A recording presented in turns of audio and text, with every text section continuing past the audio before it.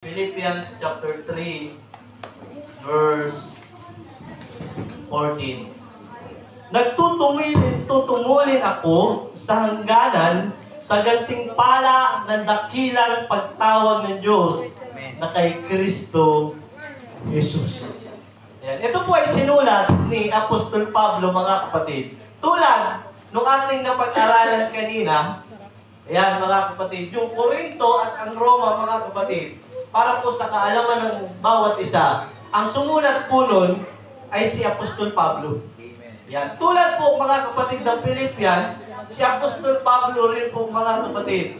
Ang sumulat ng aklat na to na sinasabi niya sa verse 14, nagtutumulin ako sa hangganan sa gantimpala ng dakilang pagtawag na kay Kristo Jesus. Sa English mga kapatid, I press toward the mark for the prize of the high calling of God in Christ Jesus. Ang pamagat po mga kapatid ng ating pag-aaralan sa umagang ito, the prize of the high calling of God. Praise the Lord. Yung prize, sa Tagalog niyan, is gantimpala. Yung matatanggap mo kapag ikaw po ay naglingkod sa Diyos. Amen. Yung gantimpala, mga kapatid, na kapag ikaw ay nagtiis ng hirap sa paglilingkod, the price of the high calling of God. Alam niyo mga kapatid, tama po yung pinag-aralan natin kanina. Hindi ko yun, matawag doon, hindi ko lalabanan, hindi ko babaguhin mga kapatid. Tama po yun. Pagdating po ng araw, lahat ng mga naglingkod sa Diyos, lahat ng nagtiis po sa ating Panginoon at ibinigay nila ang buhay nila sa Panginoon. Dadating ang Diyos mga kapatid, re-rewardan kayo ng Panginoon. Bibigyan kayo ng karangalan ng Panginoon. Sa kabila, mga parang ano yan eh. Halimbawa, sa karera, sino po nakakita na ng karera? So ulitin ko pang mga kapatid, ano? Sino po nakakita dito ng race, ng karera? Diba mga kapatid? Para lang ikaw ay manalo, kailangan mo ibigay ang buong lakas mo.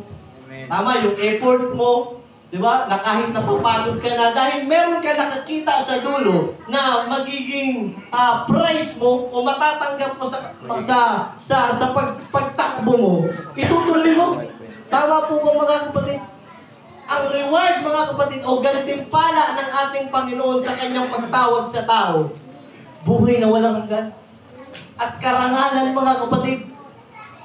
Praise the Lord mga kapatid. So ngayon, Philippians chapter 3, verse 4 to 6. Bagamat ako ay makapagkatiwala sa laman, na kung ang iba ay mag-akala na may pagkakatiwala sa laman. Verse 5, na tinuli ng ikawalong araw mula sa lahi ng Israel, mula sa angkan ng Benjamin. Hebreo sa mga Hebreo, tungkol sa kautusan ay Pariseo. Verse 6, tungkol sa pagsisikap ay nangag-uusig sa iglesia, tungkol sa kabanalan na nasa kautusan ay walang kapintasan. So si Apostol Pablo, mga kapatid, siya po ay isang Hudyo. Isa po siyang Jew. Ayan, mga kapatid, kung mapapansin natin sa verse 5, ang sabi diyan, mula sa lahi ng Israel. Siya po ay lehitimo na galing po siya sa lahi ng Israel. Yan, mga kapatid. Kaya yung naririnig nyo, mga kapatid, na, di ba, yung may palabas natin na Hudyo, alam niyo yun, naalala niyo yun? Sinasabi nila na, ako, Hudyo ko. Di ba, mga kapatid? Alam niyo po, masasabi lang Hudyo ang isang tao kapag po siya ay legit na taga-Israel. Naunawaan niyo, mga kapatid? Hindi po totoo na ang mga Pilipino, sila po ay Hudyo. Hindi po yung ganun mga kapatid. Tinatawag lang po na Hudyo ang isang tao o Jews, mga kapatid, kapag siya po ay legit na taga-Israel. Wala naman taga-Israel dito mga kapatid, tama po ba? Wala naman eh. Lahat tayo taga-Naik. Di ba? Taga-Naik tayo, mga taga-Pilipinas tayo. Kapag ikaw ay lahi ng labas po sa Israel, ang tawag po sa iyo, hintil. Yan, hintil po, hindi po Hudyo. So si Apostol Pablo, mga kapatid, siya po ay legit na Diyos. Yan, Hudyo siya. Galing po siya sa lahi ng Israel. At si Apostol Pablo, mga kapatid, ayon sa verse 5, siya po ay member of tribe of Benjamin. Galing po siya sa tribe ng Benjamin. Ayan, meron kasi tinatawag na 12 tribes of Israel. Nung sila po ay inalis ng Panginoon sa pagkaalipin, nagkaroon po ng 12 tribes. At isa po doon, yung tribes of Benjamin. Ayan, doon po galing si Apostol Pablo, mga kapatid. At nung siya po, si Apostol Pablo, mga kapatid, nung hindi pa siya tinatawag ng Diyos, hindi pa siya tinatawag ng Panginoon, ibig sabihin, nandun pa siya sa sanglibutan, hindi pa siya binabago ng Panginoon. Ang tunay po na pangalan ni Apostol Pablo, Saul. Yan. Nung tinawag siya ng Diyos, binago, mga kapatid, yung kanyang pangalan. At siya po ay pinanganak sa Tarsus. Alam niyo kung saan yung Tarsus?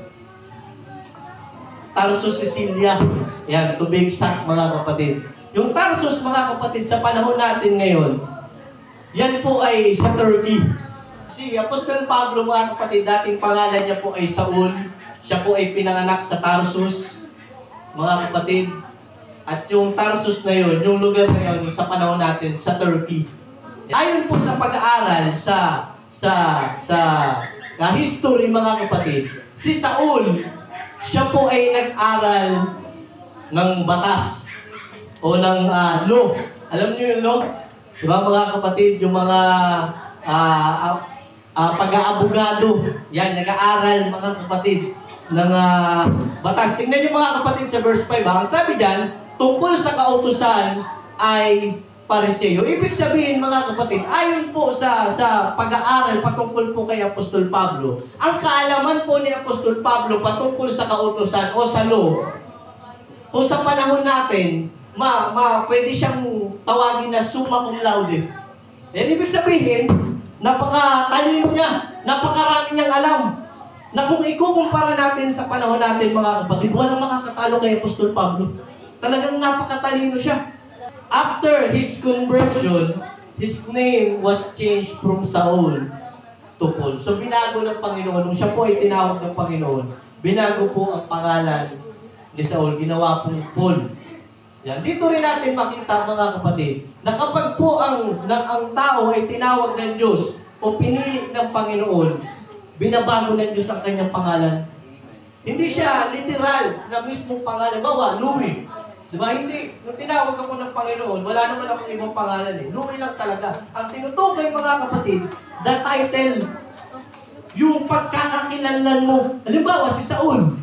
Si Saul po kasi, mga kapatid, siya po ay kilalang persecutor ng mga early Christian. Yan, ibig sabihin, ang buhay po ni Apostol Pablo nung wala pa siya sa Panginoon, pinapatay niya po, inuusig niya lahat ng mga lingkod ng Panginoon.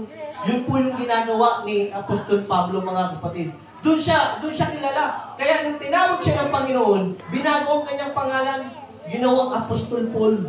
Pagdating po sa education, wala pong maikukumpara sa atin. At si Apostol Paul, mga kapatid, isa po siyang isang pinuno ng isang hukbo. Sa madaling salita, para siyang chief. Yan, siya yung nasusunod. Yan, mga kapatid. So, sa estado niya, talagang lahat ng bagay nakukuha niya. May pera siya, di ba? Lahat ng kayamanan, mga kapatid, meron po si Apostol Pablo. Yan po, mga kapatid, si Apostol Pablo. Ano naman ito? Bakit natin ito kailangan malaman? Buksan po natin ang ating Bible.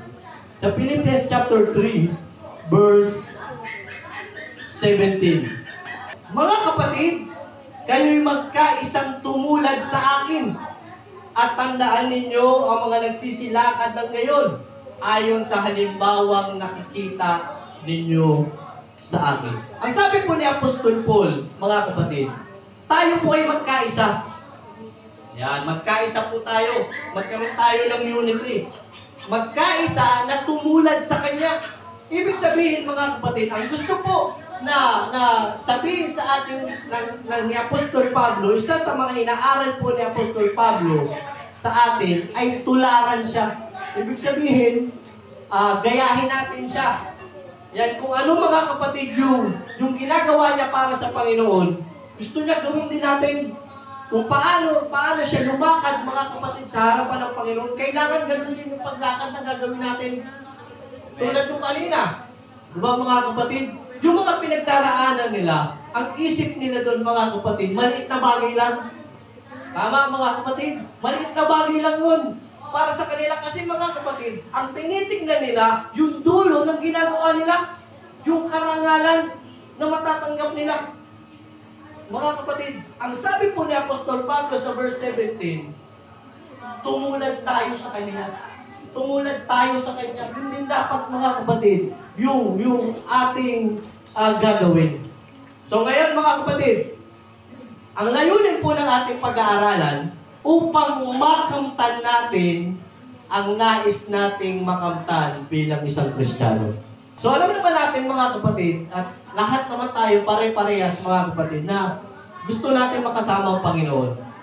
Amen? Gusto natin magkaroon ng buhay na walang hanggan. General na yan eh. Kasi yan ang dahilan bakit tayo naglilingkod. Pero individual kasi, meron tayong kanya-kanyang gustong marating. Tama, bilang isang Kristiyano, yung gusto nating mangyari sa paglilingkod natin mga kapatid. At itong mensahe ng Panginoon, mga kapatid, ako po ay naniniwala, ito po ay makakatulong sa bawat isa sa atin.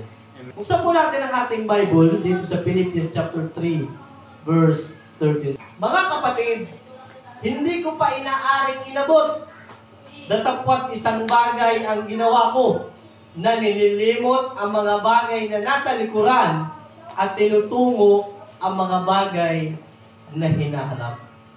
Ayan, ulitin ko mga kapatid para mas maunawaan ninyo. Ang sabi ni Apostol Pablo mga kapatid, isang bagay ang kanyang ginagawa na nililimot niya ang mga bagay na nasa likuran at tinutungo ang mga bagay na nasa harap. So meron dalawang bagay mga kapatid na nabanggit dito si Apostol Pablo mga kapatid na kailangan po natin gawin, na gusto niya na ganun din po yung gawin natin. Una, ang sabi niya mga kapatid, nililimot ang mga bagay na nasa likuran. Amen. Ito po ay tumutukoy mga kapatid sa past. Ito po sinasabi ni Apostol Pablo na kanyang nililimot ang mga bagay na nasa likuran. Ito po ay tumutukoy mga kapatid sa past o yung mga nangyari na mga kapatid o nakalipas na. Isa sa mga nais ni Apostol Pablo mga kapatid na tularan natin sa kanya ay yung paglimot sa mga bagay na nasa likuran. So ano ibig sabihin mga kapatid? Ibig sabihin pala, lahat na ng bagay na nangyari na sa buhay natin, dapat natin kalimutan. Ganun ba yun mga kapatid? Kasi yun nasabi niya eh. Gusto niya tularan natin siya. At gawin natin yung mga bagay na ginagawa ni Apostol Pablo. At isa sa mga sinabi niya na kailangan natin gayahin, limutin natin lahat ng mga nangyari na sa ating likuran, yung ating mga nakaraan. So ibig sabihin pala mga kapatid, lahat na nangyari, kakalimutan natin, maging masaya man o hindi. Kasi ganun ang past eh. Di ba mga kapatid? May mga past dito na hindi maganda ang kanilang nakaraan. Dati silang binubuli. Di ba? Dati silang sinasaktan ng kanilang mga magulang. Yung iba naman, masasaya. So iba-iba. Ang sabi ni Apostol Pablo, limutin natin yun.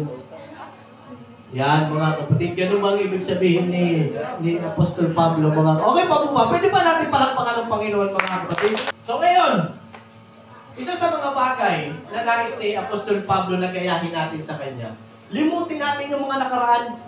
So ibig sabihin lahat yun, mga bagay na nakaraan.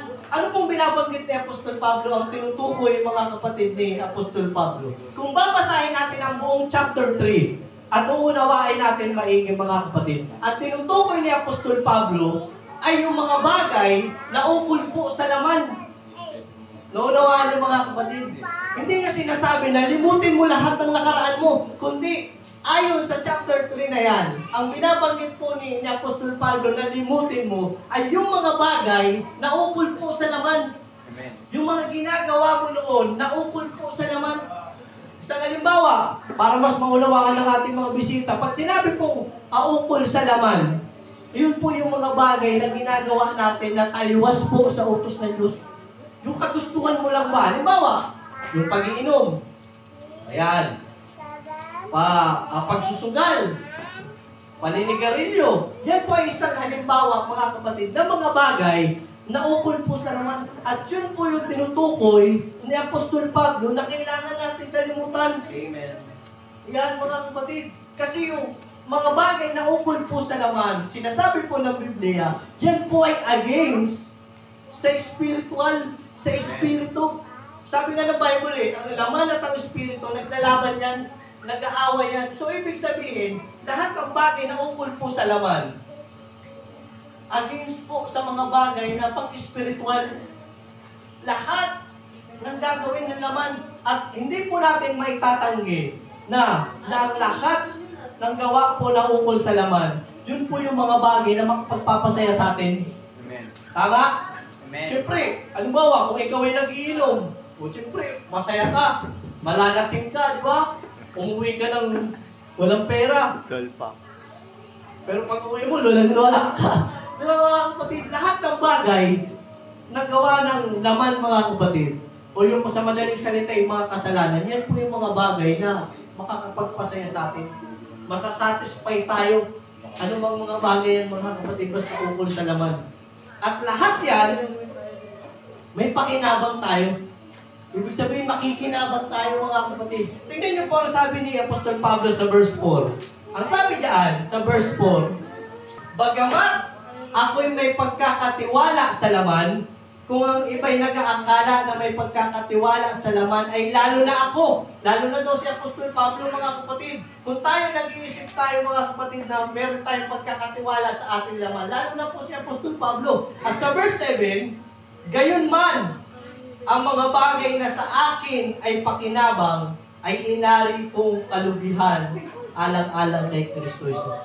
Tingnan niyo, mga kapatid, ang sabi ni Apostol Pablo, yung mga bagay na tatingin niya may pakinabang sa kanya, inari niya kalubihan.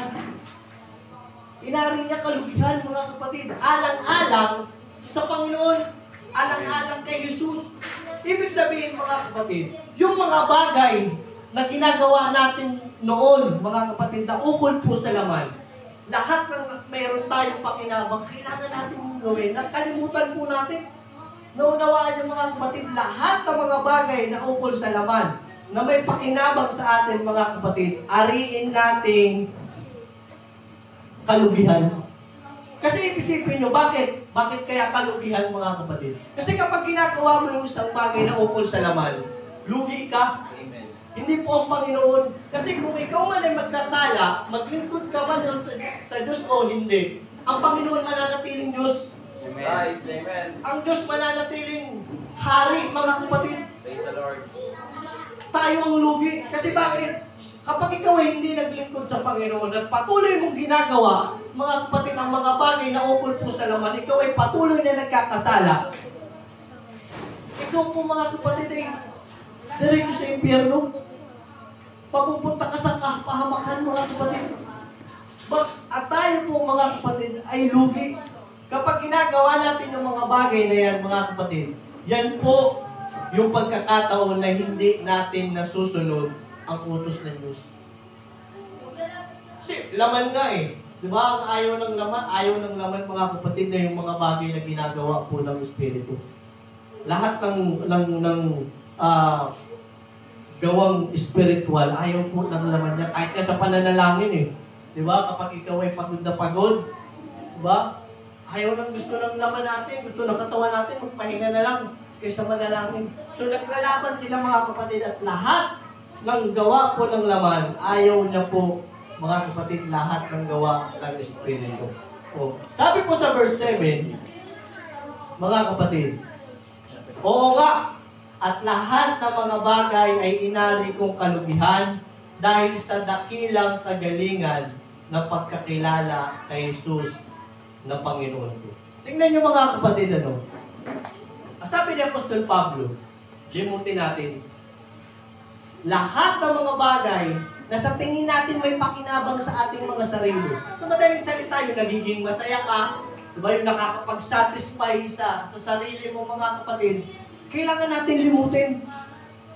Alang-alang, mga kapatid, ang sabi niyan, alang-alang sa dakilang kagalingan ng pagkakilala kay Jesus. Kasi alam naman natin mga kapatid, ang katunayan ng pagtawag sa Diyos sa atin ay pagbabago po sa ating buhay. Naunawaan niyo mga kapatid? Amen. Ulitin ko po ha. Malabo ba yung aking sinasabi? Sabi niya, ang katunayan po ng pagtawag sa atin ng Panginoon ay yung pagbabago ng ating buhay. Sabi nga ng Biblia na ang mga tao nakipag-isa sa ating Panginoon, bagong nilalang na. So, ibig sabihin, ang katunayan mga kapatid ng pagtawag sa atin ng Diyos, yung pagbabago ng ating mga buhay, kailangan magbago. Kasi kung ikaw ay naglilingkod sa Panginoon, lagi kang nakikinig na salita ng Panginoon, pero ang pamumuhay mo po ay hindi nagbabago, baka questionable yun. Amen. Diba? Questionable yun. Kasi ang tagal-tagal na natin mga kapatid sa loob ng church, ilang linggo na tayong nakikinig na salita ng Panginoon. Pero wala pong nagbabago sa atin. Tignan mo yung sarili mo, baka may problema. Amen.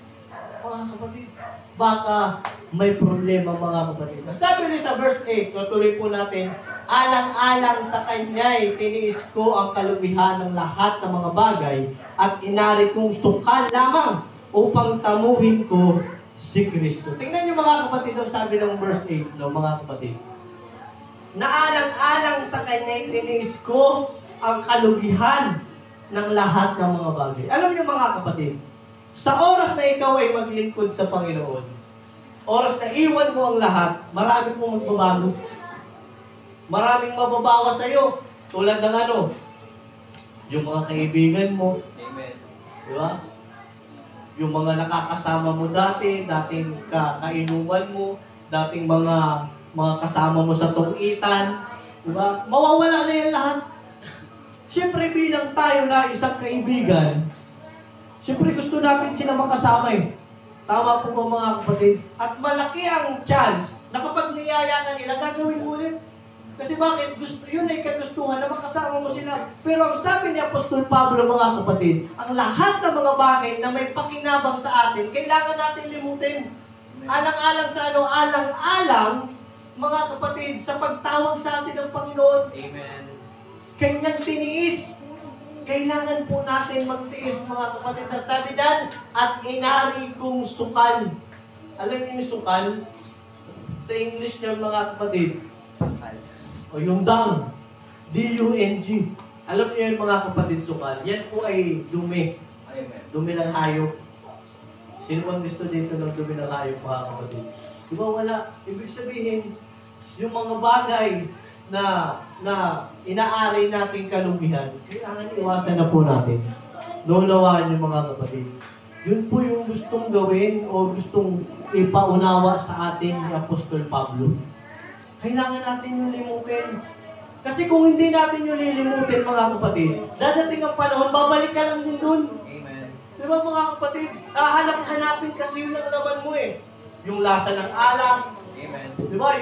Yung lasa ng sigarilyo, Amen. yung sarap mga kapatid ng mga bagay na ginagawa mo, hanapin yun.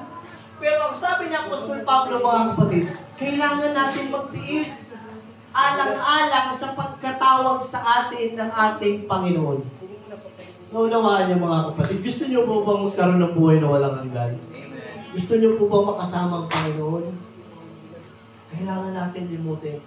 Kailangan nating iwan mga kapatid, yung mga bagay na gawa po ng laman. Kailangan i-focus natin yung ating mga sarili, mga kapatid, para po sa Panginoon. Kung ano yung makakabuti para sa Diyos, yung ikatutuwa ng Panginoon, yun dapat yung ginagawa natin. Naunawaan yung mga kapatid. Kailangan natin limutin ang mga bagay na nasa likuran. So ngayon, mga kapatid, ang sabi sa verse 9, baba lang natin, at ako'y masumpungan sa Kanya na walang katuwiran sa aking sarili, sa makatuwid bagay sa kautusan kundi ang katwiran sa pamamagitan ng pananampalataya kay Kristo, ang katwirang buhat sa Diyos sa pamamagitan ng pananampalataya. So kaya pala sinasabi ni Apostol Pablo, mga kapatid, na tayo na limutin po natin yung mga bagay na may pakinabang sa atin o yung mga bagay na ukol po sa laman. Ang sabi diyan, upang tayo ay masumpungan ng Diyos na wala po tayong katwiran sa ating mga sarili. Sa madaling salita, yung hindi natin iniisip yung ating mga sarili. Amen. Yan, mga kapatid. Ang sabi diyan, sa makatuwid bagay sa kautusan. Yan ibig sabihin, mga kapatid. Hindi tayo maabutan ng Panginoon na makasalanan po tayo, na sumusuway po tayo sa kautusan ng ating Panginoon, kundi ang katwiran sa pamamagitan ng pananampalataya kay Kristo. Praise the Lord. Amen. Sa pamamagitan ng pananampalataya. Kailangan doon tayo mabuhay. Kailangan doon tayo lumakad. Kasi yun yung ginawa ng mga apostol eh. Yun yung ginawa, mga kapatid ni Apostol Pablo, na kahit anong hirap, kahit anong pag-uusik sa kanya, kahit anong banta ng kamatayan sa kanya, mga kapatid, tiniis niya yun. Inari niya kalugihan. Para lang po saan, mga kapatid? Sa pagtawag sa kanya ng Panginoon. Mga kapatid, para po, mga kapatid, sa pagdating ng araw, magkaroon siya ng buhay na walang hanggan. Ito, mga kapatid, kundi ang katwiran sa pamamagitan ng pananampalataya kay Kristo at katwiran ng buhat sa Diyos sa pamamagitan ng pananampalataya. So, kailangan limutin na natin yung, kung ano yung buhay natin dati, kailangan limutin na natin. Baguhin na natin ngayon, mga kapatid. Magsimula tayo ng isang buhay kasama ang Panginoon. Amen. Alam ko naman talaga masaya sa liputan eh. Diba? Kahit ako, mga kapatid, kaya kong sabihin, masaya talaga sa sanlibutan. Amen. Kasi lahat ng bagay magagawa mo dun eh. Pero ito lang, mga kapatid, anong patutunguhan niya? Amen. Yun ang tanong eh. Diba? Anong patutunguhan, mga kapatid, kung ikaw ay mananatili sa sanlibutan? Naunawaan yung mga kapatid. Kailangan natin baguhin, mga kapatid, yung ating mga buhay. So ngayon, pangalawa, yung una, yung paglimot. Pangalawa, na sinasabi ni Apostol Pablo, tinutungo ang mga bagay sa hinaharap. Tinutungo, mga kapatid. Kapag nilimot natin ang mga bagay na ukol po sa laman, at inari natin itong kalugihan at tayo nagtiis, mga kapatid. Yan po ay mababasa natin sa verse 10. Ang sabi sa verse 10, mga kapatid, upang makilala ko siya at ang kapangyarihan ng kanyang pagkabuhay na maguli at ang pakikisama ng kanyang kahirapan na ako'y natutulad sa kanyang pagkamatay. Bakit daw, mga kapatid? Bakit daw, mga kapatid? Ang sabi diyan, upang makilala ko siya. Kasi mga, kung ikaw ay magpapatuloy sa pagkakasala mo at paggawa ng mga bagay na ukol sa laman, napakalabo na makilala mo ang Diyos. Amen. Kasi bakit? Ang isip mo wala sa Panginoon eh. Ang isip mo, mga kapatid, nasa mga bagay sa sanglibutan. Malalaman mo ba, mga kapatid, ang kalooban ng Diyos sa tungitan? Di ba, makita mo yung baraha, may king lang dun. Pero hindi yun Diyos. Amen. Di ba? Mga kapatid, sa alak, bumili ka ng gin. Makikita mo siya talas na sa kayo. Mga kapatid.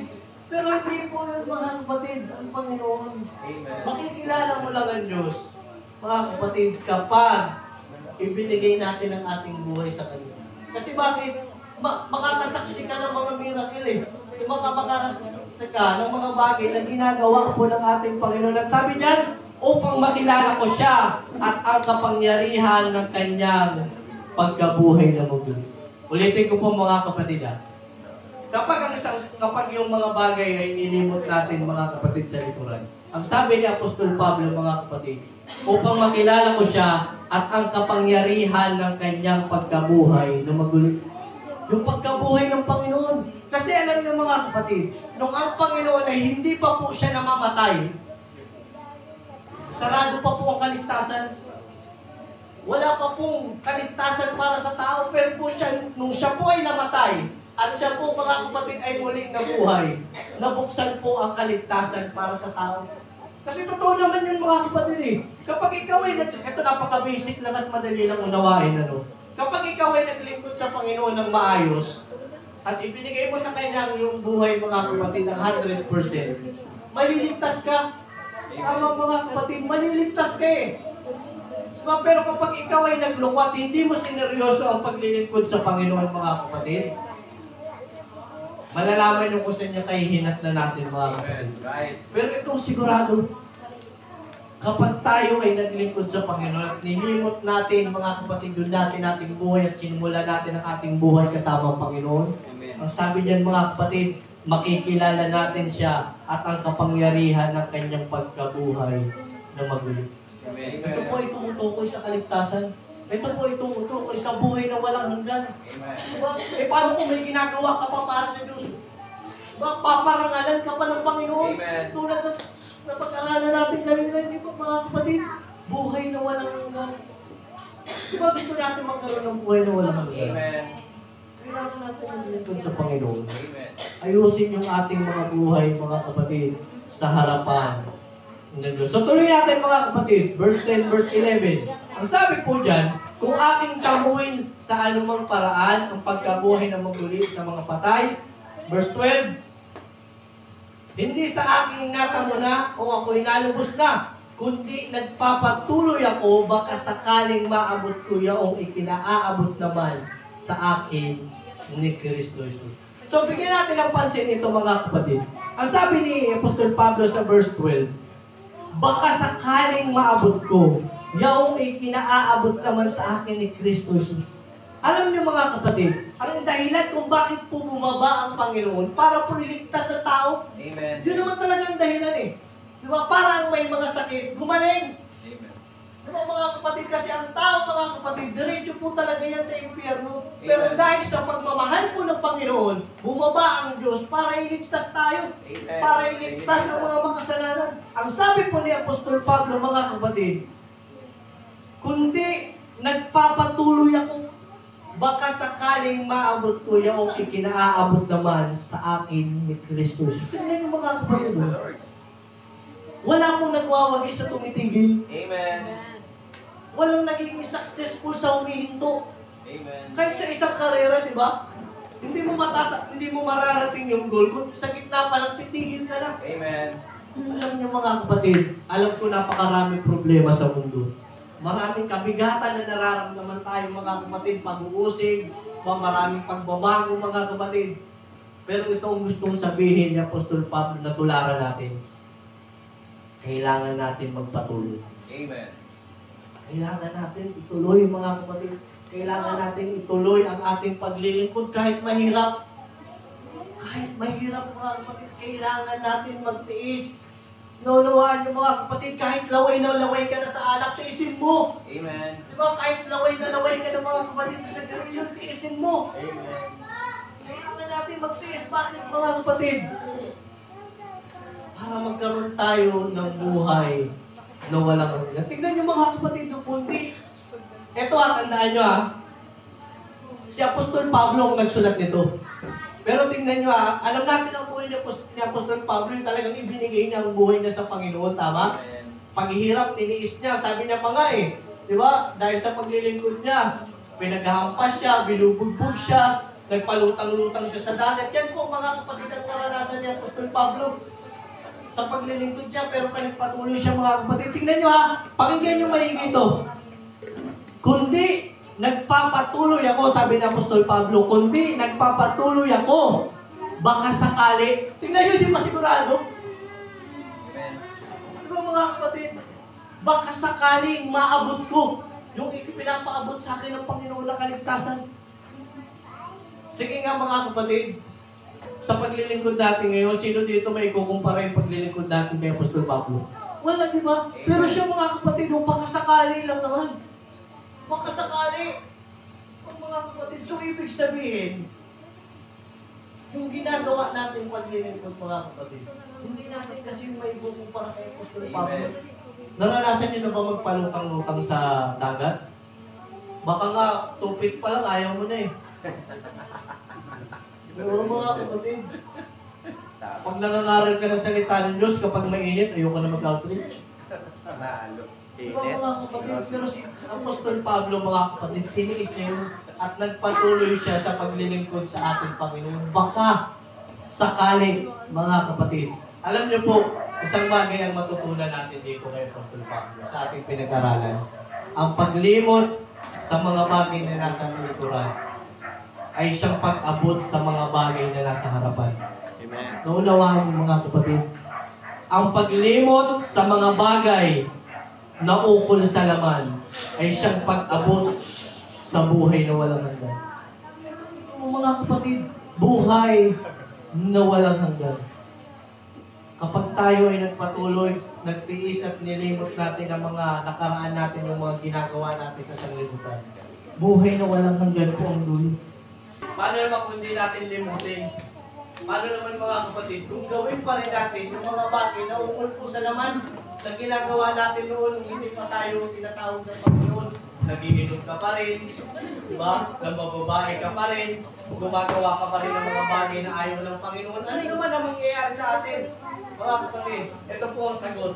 Sa verse 19, nasabi po dito, na ang kanilang kahihinatnan ay ang kapahamakan. Mga kapatid, ulitin ko po, na ang kanilang kahihinatnan ay ang kapahamakan.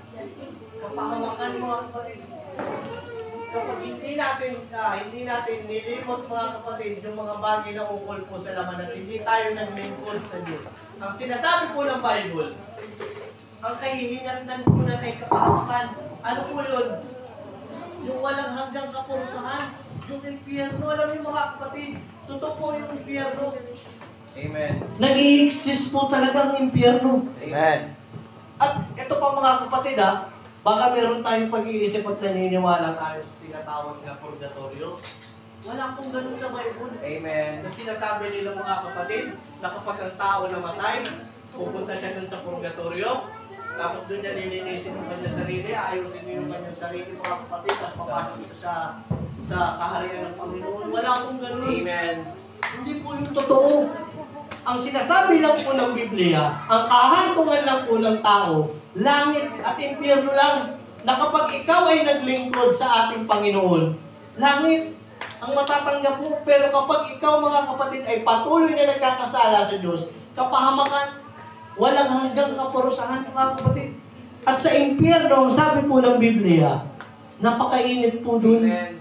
Malaking swat. Alam niyo yung sobrang init na yung ngipin mo nangangalit, ganun. Di ba? Dito nga lang hindi na tayo makapakinig ng salita ng Diyos, sobrang init. Amen. Di ba? Ayaw natin ng mainit. Lalo pa kaya sa impyerno. 10 ulit siguro, 100 ulit ang init dun. At alam ko, ayaw natin dun mga kapatid. Kaya ito lang ang gustong sabihin sa atin mga kapatid na salita ng Diyos. Limutin natin ang mga bagay na ukol sa laman.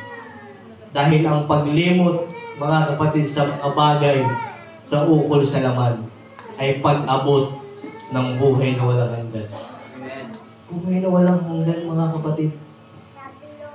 Buhay na walang hanggan. So ngayon, mga kapatid, for the last, at bago tayo magtapos, kung babalikan natin yung creation ng Diyos, nagsimula po ang tao at ang Panginoon, talagang meron silang communication.